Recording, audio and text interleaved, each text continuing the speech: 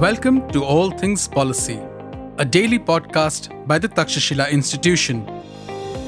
We are a bunch of policy nerds based in Bengaluru, and we like bringing fresh perspectives to Indian affairs and Indian perspectives to global affairs. So grab a cup of coffee, sit back, and join us for today's chat. Welcome to another episode of All Things Policy. I'm Kavya Rai, the Assistant Program Manager for the PGP course, and I will be your host for today. Homes washed away, relief camps filling up, villages cut off. Across Assam, Kerala, Chhattisgarh, Gujarat, monsoon is spelling disaster. And yet we have satellites overhead. We have weather forecasts, we have disaster protocols in place. The question isn't whether we see the rains coming. We do. The question is whether we see them fast enough and whether that vision translates into action on the ground. Today, we're talking about geospatial technology, satellite imagery, real-time mapping, spatial intelligence, and why it's not closing the gap between prediction and response. I'm speaking with Professor Nithiyanandam, head of Takshashila's Geospatial Research Program. Nitya, good to have you here with us once again. Thank you, Kavya, for having me today. It's always a pleasure to interact with you. So let us dive right in. So over 7 lakh people were affected across multiple states, like I mentioned. Hundreds of villages have been inundated. So when you look at this data through geospatial imagery, what does it tell you about the nature of this monsoon season and the state of our early warning systems? So maybe we can divide this question into two parts. The first one is you can say the disaster type. Though we can see the similar result, excess rain leads to a destruction on the ground, and you can see houses are washed away, as you said, and it impacts the agricultural lands and so on. But I largely classify this into three categories. One is a riverine flooding. Okay. The other one is a flash/cloudburst kind of thing.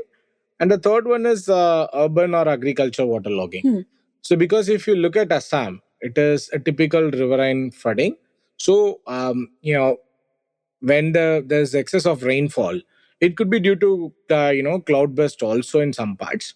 That leads to a typical riverine flooding where the banks of the river are eroded, and then you have unprecedented flood in many areas in parts of Assam. Whereas Kottayam is a typical case of flash flood or cloudburst, in excess of rainfall in a very short span, probably 20 to 30 centimeter rainfall in a single night, leads to debris flow in hillside settlements and so on. Whereas Chhattisgarh is again a similar situation of cloudburst. And we are seeing more and more of cloudburst incidents these days, right? And in case of Gujarat, it is slightly different. Yes, 300 millimeter plus rainfall for 3 consecutive days. But then the flooding is happening in an urban area or agricultural waterlogging areas. It's because of, you can say, the drainage system within the urban systems is crossed a threshold. But the root cause may be an excess rain, but we are seeing 3 different disasters within the flood category here. Right. What satellite could able to see it here is we should first understand what are the limitations and opportunities satellite or satellite driven data sets can provide. The first thing we can see is, we are aware of the radar data sets, right? We could have seen in news channels when people puts out these are the cloud cover in your entire area. That comes from our Earth observation satellite, especially which looks after weather. Secondly, when you look at the satellite like synthetic aperture radar payloads exist, like RadarSat or even the latest satellites like sensors like NICER, those can actually provide a typical information about the ground. Here, 2 things. One is an elevation information. Second is water inundation. That means like which part of a city is covered and which of the parts of the city are likely to get flooded when if it rains more. Those are the subsequent analysis one can carry out based on this radar data sets. Right. But now the whole geospatial contribution does not stop here, because from space you can figure out the possibility of having rain, and the other scenario you can figure out the extent of water on ground. But where it can further impact is something you can figure out using geospatial um, tools at large. That involves GIS mapping, that involves hardware, software, IoT sensors. All this together help people to look at this comprehensive picture of the flood. So, in short, we are looking at right now in India three different hydrometeorological regimes. Okay. One's slowly onset into rivers and create flood. Second one is a flash cloud burst, and the third one is urban waterlogging. Each requires a different lead time and a different geospatial response in Right. order to mitigate it effectively. Yeah, I think that is what is important, like the distinction that you have made Yeah. between each state and what they're facing, and what the response of the state will also be depends on what kind of disaster it is. Right. So India has its own IMD, State Disaster Management Authorities also, and then there's a Central Water Commission. Yeah. On paper, there's an architecture. Can you walk us a little bit through what an early warning system actually does and where the gaps are in our case? So, a typical early warning system, if anybody expects a perfect one, should inform the vulnerable communities that include people, animal, and others timely to say that your area is likely to get inundated because of an ongoing pattern. Let's say it could be, a continuous raining in that area, or it could be an area where it is located on a floodplain where the rains are happening in higher areas, and then you may likely to get water. The expectation is the warning is appropriate and it is much before the thing happens, so that people on the ground can be evacuated to a safer place, right? This is what expected. But in order to achieve this in a 100% right fashion, it's very difficult to get it because of the complexity in terms of the nature in which it works, the unpredictability aspects, and more importantly, the sensors which are deployed to understand the developments in a precise way. For example, if you have, let me zoom out of, flood, and if I go to heat for say, if the information is like if you have a weather station which is located every district, and if it talks about heat value, right, whatever you observe in that particular weather station, and then it is reported and it can be generated as a nice district level heat map for the entire state, but it is a representation of a particular point, right? But heat is a contiguous thing, so it's not just representation from one point can be a representation for the entire district, because it is involved with multiple other variables also. So taking one unit of observation will not serve the purpose. However, people are trying to increase this density, narrowing down to district to village levels and so on. But water is little more complex because heat is something where you deploy a sensor and you can observe it. In terms of rainfall and flood, rainfall also you can measure it using rain gauges. Let's say in Karnataka, it's quite dense network. People has it at much below the district level observations, and it captures. But the maintenance of the instruments and the necessity to increase the density of instruments are always need to be looked at. Otherwise, what happens? It may not capture the right scenario on ground. But when it comes to flood, rainfall is easier. What about floods? Because it is a runoff where you're looking at how water flows through a river, and what are the it purely depends on the terrain. It purely depends on the activity being carried out all along the banks of the river, and obstacles created, encroachments exist, and so on. So it's a very complex thing to predict an outcome of a flash flood. You can map and model to an extent. You can adapt models which are built outside the country and you can bring it. But it's typically a very hard task for anybody to map it. See, one simple example is you would have seen the water released from Karnataka in River Kaveri has reached out places in Tamil Nadu. Correct. And you could see there is no water in Tamil Nadu in many of the rivers are almost drained, right? Yeah. But then the moment the water is released, it takes a couple of days to reach that area. Yes. Sometimes the flood warnings are also given to people who lives in this region. Because of you get more water on the river, it spills and you get this floods along the bank. So if you wonder there is no rain here, but then the outcome is something because of things happening far away from your point, that also exists in these scenarios. And imagine if it is passing through an urban area, you have not noticed that a new settlement has come up, a hotel has come up, and encroachment has come up in the natural way the river flows. Nobody knows, right? And then it can create unprecedented things.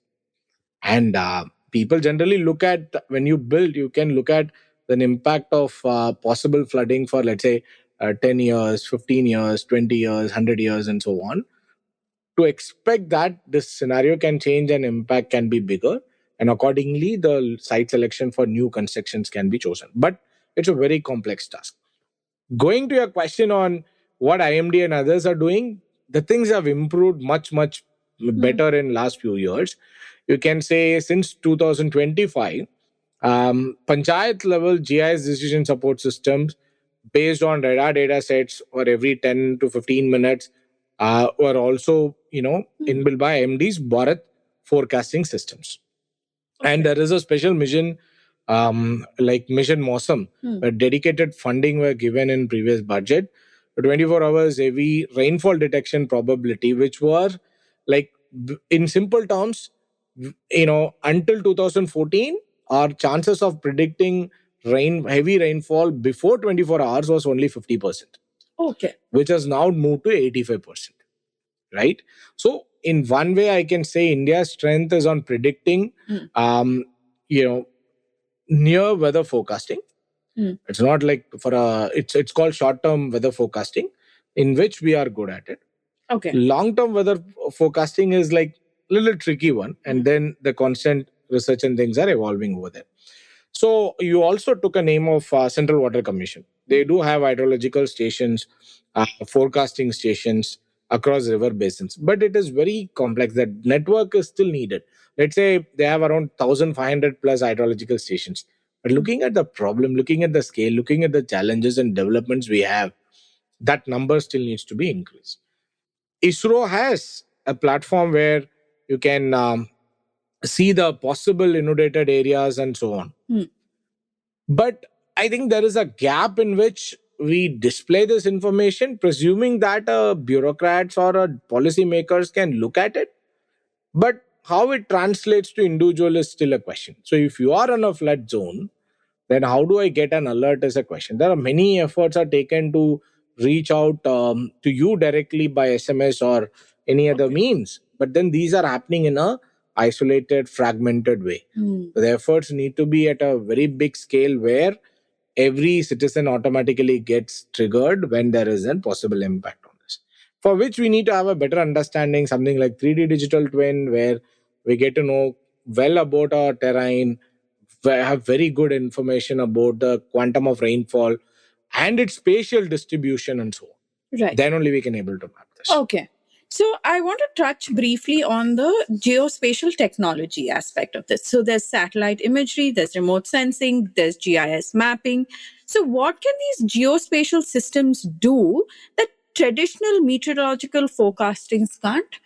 So, yeah, it's an interesting question. So, but then I would say the meteorological observations, ideal meteorological observations, you can say the traditional ones looking at, based on either models or instruments, right? But then modeling is something which will not come alone. It is based on certain ground observations over a period of time. Okay. Here, the tools that we are talking about are something which contributes to it, right? For better modeling. So, large contribution come from our SAR satellites, which can see through clouds, and because optical payload will not be of any use during flood because you will have cloud cover, and those cannot see through the clouds. The only way is using microwave data sets which can pass through the cloud. Now, and there are other modelings that you can make use of it. One is like you can see the river runoff. So which part of the, what is the quantum of water likely to flow in a particular direction, where it will collect. That's based on many other hydrological parameter, including watershed, its drainage pattern and so on. Now, for which you need a high resolution digital elevation, right? For a larger area, it can be collected through space-based systems like Cartosat, DEM, which are photogrammetry based, or shuttle radar topographic missions, and so on. But then, if it is to be modeled for a very small area, then LIDAR data sets could be used. LIDAR is light detection and ranging. You can either fly or you can use ground based terrestrial laser scanning to get it done.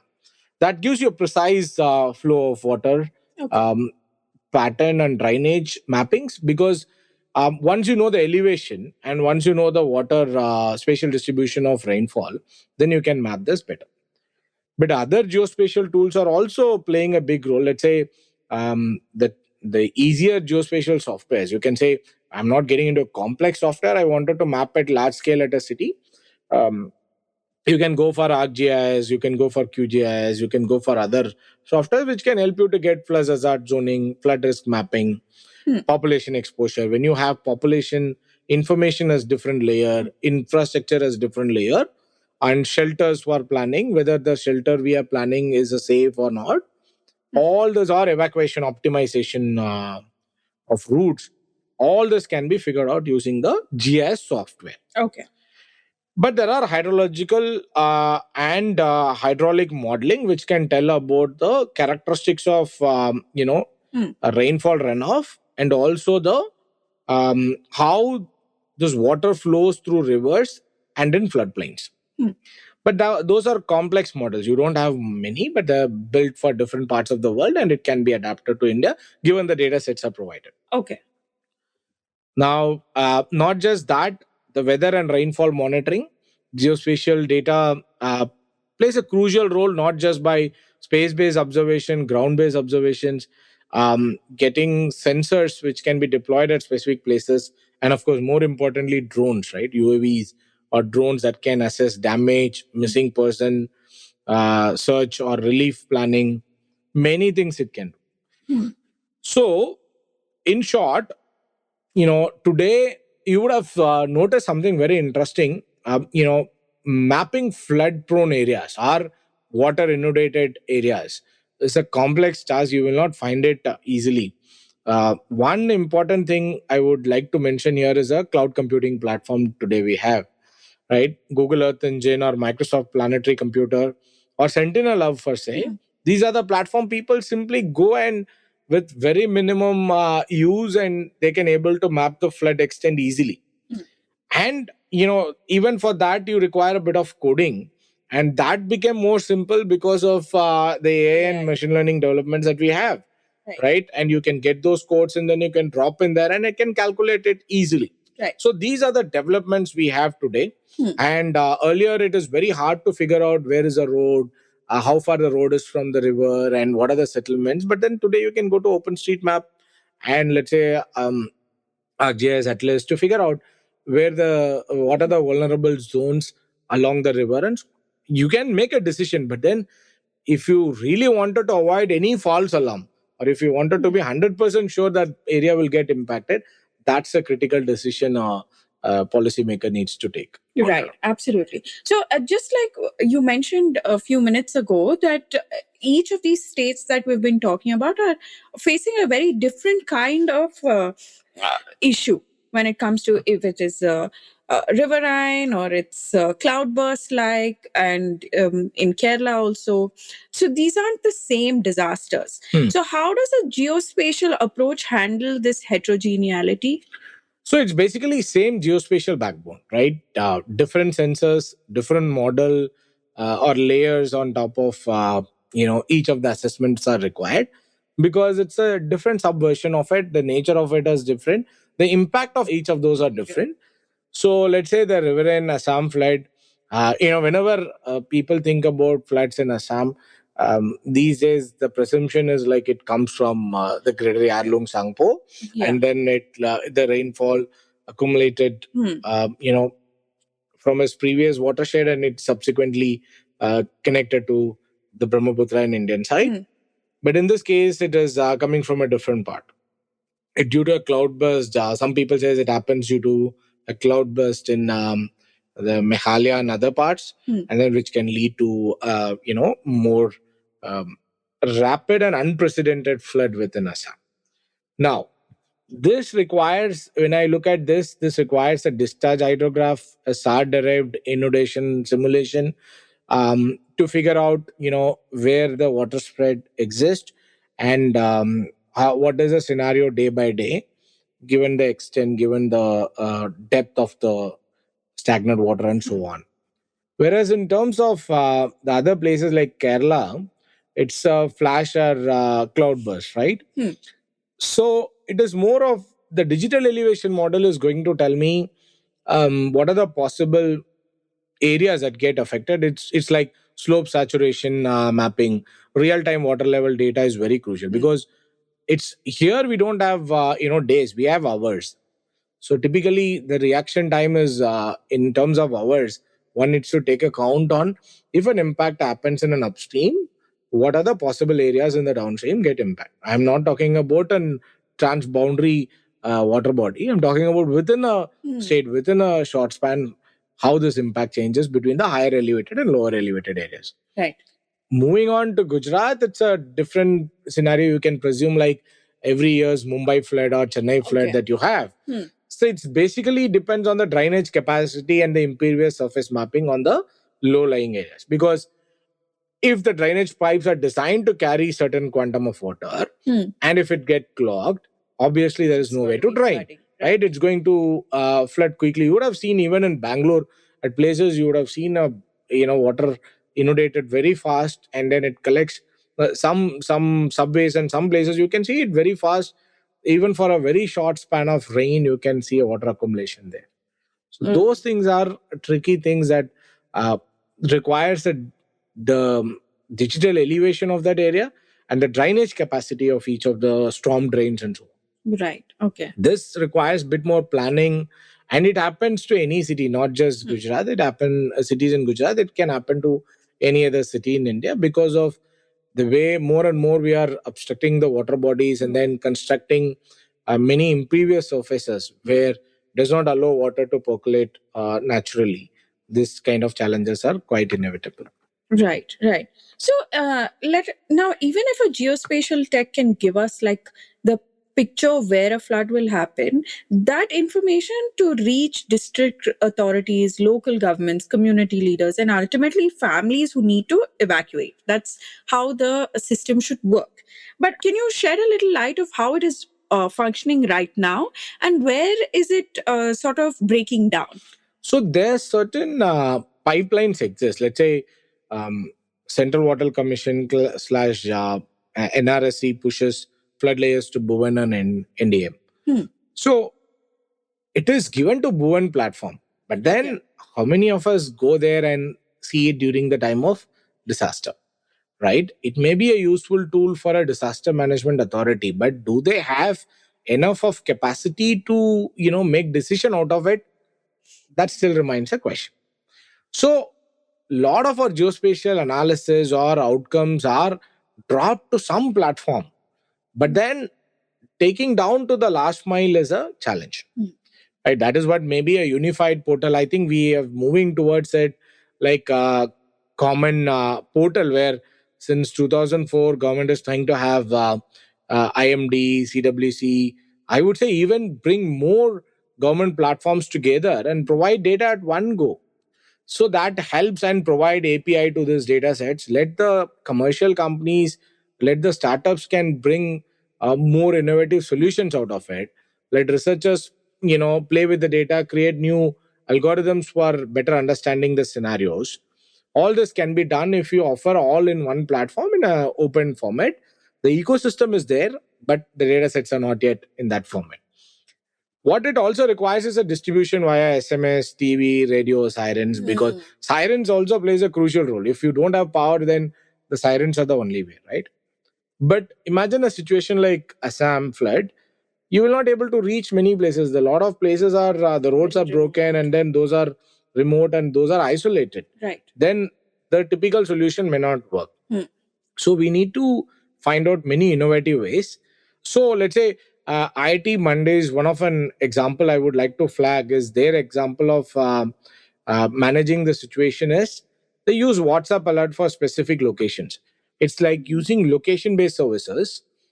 You know the disaster likely to happen in this village, and then the WhatsApp number associated to these people here, or use network for, say, the typical location based services works in this way. Look, you inform people whosoever is there in the region that you would have seen recently also. You get this SOS message, suddenly everybody's phone is buzzing out, right? Yeah. Those are the kind of things that we need to have more and more, and in rural areas also, to avoid this. But right now, um, a dashboard in Delhi does not evacuate anyone, honestly. The break isn't in detection, it's about the last kilometer between the alerts and the person. Right. We need to go to that level to make it happen. But it's very complex and challenging and requires little more dedicated efforts. I think what you brought up is, I think that's what is crucial, that, there should be one unified system where all this information is coming in, and it should be coming in from multiple arms of the government, Correct. which I think that is that's the key of what you were Even it discussing. should create a platform for entrepreneurs and startups to give back to the system. Right, absolutely. I think that is what is important here. So, little bit about the early warning. So, early warning is about reaction time, but disasters are also about how built infrastructure and settlement patterns absorb this impact. So, geospatial data can also inform that side: floodplain mapping, sustainable settlement planning, dam monitoring. So, how is geospatial technology being used in India for resilience building, and not just, say, a warning system? Yeah, this is an interesting thing because the tool is not just to assess the impact. The tool will help you to predict the possible impact, and even much more than the thing can happen. Right? Let's say flood hazard analysis. It is important to control your land utilization within a city or anywhere, because if you are allowing people to build infrastructure close to an hazard zone, then you cannot prevent the hazard. It triggers the hazard, right? And similarly, there are efforts taken by agencies to see the national highways which are being built, whether those are closer to the flood hazard zones or not. Because once a road is eroded due to a flood, the reconstruction cost is higher. Right. So it is better to plan it. You can build a small culvert, or you can build a small way where you can pass the water. But then sometimes it became unprecedented due to the excess rain or due to activity which is happening at somewhere else, which can lead to more water in that area, and that can take off the road completely. So this is something where people are looking at it cautiously. And second is floodplain zoning codes, right? There are codes which are people are trying to enforce, like 10 years flood zone areas are only meant for making parks. Like if the area is 25 years zones, flood requires stilted construction. Okay. If let's say if you're building a hospital in an area, it should be like 100 years flood levels on that area. It should not be on that area. The reason for that is you predict the possible impact and see whether that area falls on that. And don't use on this. Use some of this to see whether you can make a meaningful decision, not just based on what's happening today, based on what it can likely to happen in, let's say up to 100 years. The last thing you brought about is dam safety. That's the informatory SAR in SAR is it's an interesting thing, because any millimeter level change detection which happens to dam structure, it can be a dam, it can be a bridge, it can be a reservoir, those things can be detected by this synthetic pressure radar. Okay. So this basically tells you a minor movement in this infrastructure, which can subsequently lead to a big damage or disaster. So those things can be figured out. Right. But then if you try to bring all the geospatial tools possible along with other efforts that we are doing, definitely we can able to have a good resilience in System terms of built. flood mapping and management. Right. So right now, I don't think that's happening much in It's India. happening in fragmented level. It requires a large scale effort, more funding and more efforts, more responsibility to be given to agencies and so on. Right. So it's just in its early stages. Yeah.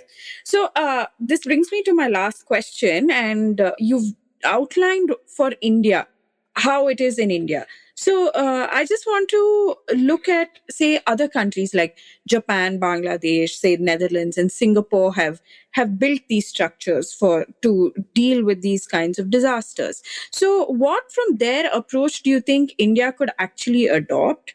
Like, what has worked for them, and what did each country do differently? So, what can we adopt from them? So I'll take 2, 3 examples. The one could be from Japan. Let's say they have 3,000 plus rain gauges for their area, where denser network. So the more denser you have, the more information you can collect. See, it's not just deploying sensors on ground, but also to maintain it and to monitor it properly is a important question.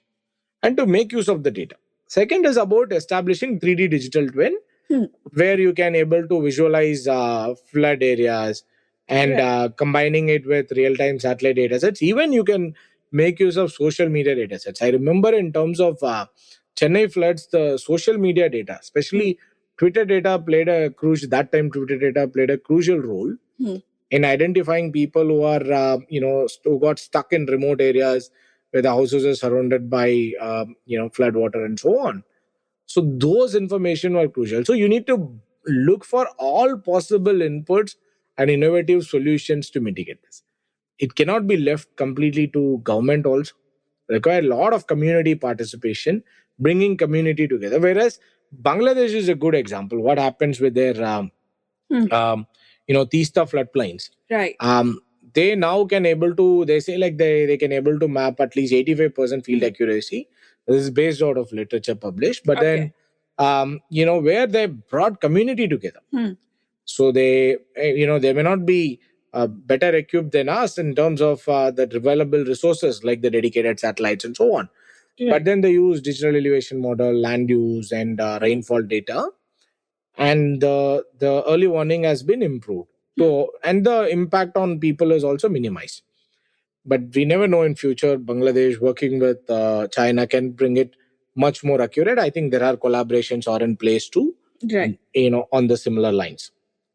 Whereas the Dutch countries, go for GIS-based decision support systems, where they have a dedicated GIS-based systems where damage prediction, floodplain widening requirements are there. Because these are something where we need to look at. Now we are not thinking of expanding a flood, what do you call a river width or something, because we feel like, well, we'll manage with this, we'll predict it. But then it's not every time we can manage the situation. We need to proactively see some efforts. We need to take some efforts to mitigate it. Yeah, these are the things, and many smaller countries takes care of this effectively because the size is also smaller. Let's say Singapore manages it. The roads are constructed in a way the water can be percolated much fast, and these are lessons learning from their previous disaster. And we need to have urban roads where the water should not be stagnated there. It should be drained much faster. It could be percolated faster, and it could be suitable for navigation also. But also it should be something where the water can be drained faster, so it is easier for people who can commute during the rainy period. And so on. Absolutely. So I think we brought up quite a few interesting points. Better coordination, a dashboard that needs to ideally come up where many organizations, arms of the government are going to contribute to it, and private players also being a part of it. Thank you so much, Dr. Nitya, for joining us and for walking us through this geospatial aspect of what the monsoon is bringing. Thank you, Kavya, for asking these interesting questions. And these are something where we generally won't get into it. We feel like flood as one problem. Thanks for bringing out all those minor aspects associated to it. My pleasure. And thank you for our listeners to joining in. Please do keep an eye out for the expert capsule course on geospatial tech. If you liked our show, dive into Takshashila's research on technology, strategy, and economic affairs. Check us out at our Twitter handle @TakshashilaINST or our website takshashila.org.in.